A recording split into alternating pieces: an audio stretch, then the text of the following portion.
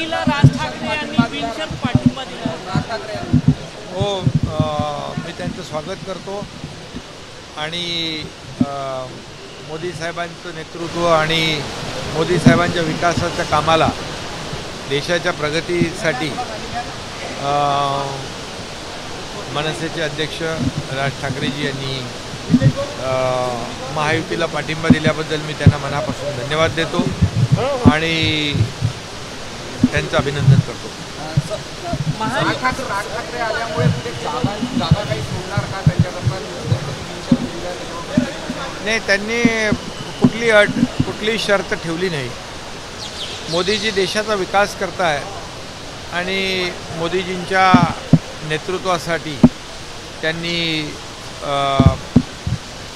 पाठिंबा दिलेला आहे. विधानसभेसाठी तयारी करा अशा प्रकारचा आदेश सुद्धा मनसे सैनिकांना आज राज ठाकरेंनी दिलेला आहे. बरोबर, त्यांचाही पक्ष आहे, त्यामुळे प्रत्येक पक्षाला निवडणुका लढवण्याचा अधिकार आहे. आता पहिल्या लोकसभा तर होऊ द्या, लोकसभा झाल्यानंतर विधानसभेचं बोलू. आता पहिली लोकसभा आटपू द्या, त्यानंतर आपण विधानसभेवर बोलू.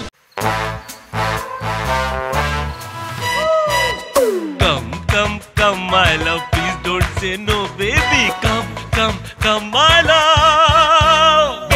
V-Guard के air coolers extra large cooling pads के साथ जो अच्छों को ठंडा करे. V-Guard air coolers, long lasting cooling. उद्धवजींनी आज बोलताना दुपारी खूप टीका केलेली आहे. अगदी चायनीज सेना म्हणून असे शब्द त्यांनी वापरलेले आहे आपल्या पक्षासमोर. कोणावर? तुमच्या सेनेला त्यांनी चायनीज सेना असं म्हणतो. अच्छा, त्यांची कुठली आहे? उठा बसा. अरे, ही शिवसेना बाळासाहेबांची आहे, बाळासाहेबांच्या विचारांची शिवसेना आहे, काँग्रेस प्रणित शिवसेना नाही.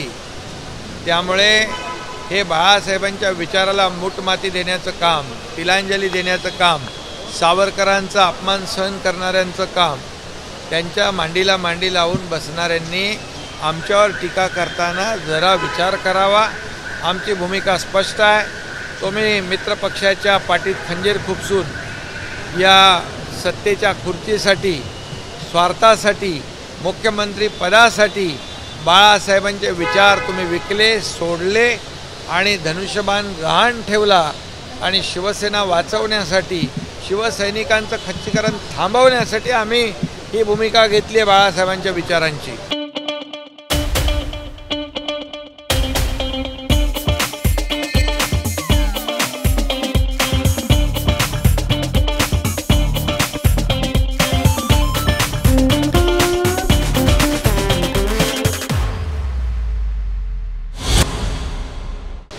मनसे ने सपोर्ट किया है मोदी जी को. बिल्कुल, मैं उनका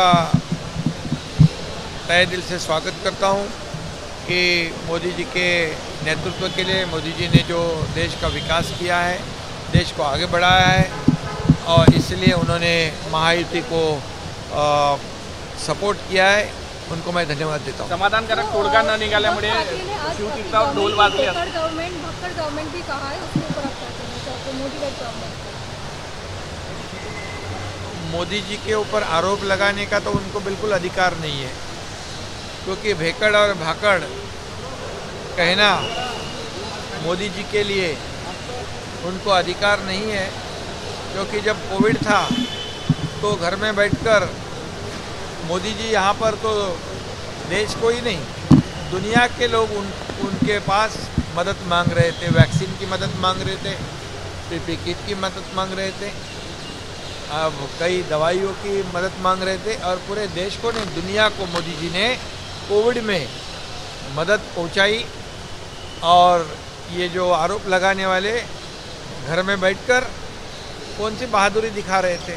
घर में बैठकर, बाहर कोविड से लोग मर रहे थे और घर में बैठकर रोकड़. मैं उनको कहूँ क्या,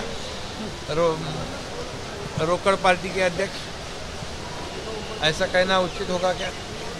तो रोकड़ गिनने वाले मोदी जी को भेकड़ कहने का उनको अधिकार नहीं. समाधानकारक तोडगा न निघाल्यामुळे जे आहे आज शिवतीर्थावर ढोल वाजल्याचा जे अंबादास दानवेंनी म्हटलं, समाधानकारक तोडगा न निघाल्यामुळे शिवतीर्थावर ढोल वाजल्याचा अंबादास दानवे म्हणाले. त्यांचा ढोल वाजवेल. पंतप्रधान येणार आहे कसं पाहता येईल?